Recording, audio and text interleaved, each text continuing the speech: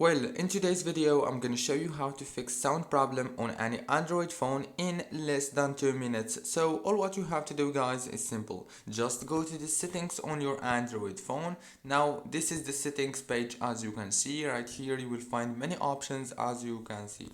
So all what you have to do is scroll down until you find the system option down here, and then all what you have to do is go to this software update and make sure to update your phone to the latest version, and after that go back and go to the reset option and make sure to click on reset all settings and click here on reset all settings, then go back, and this is the settings page again. Click on sounds.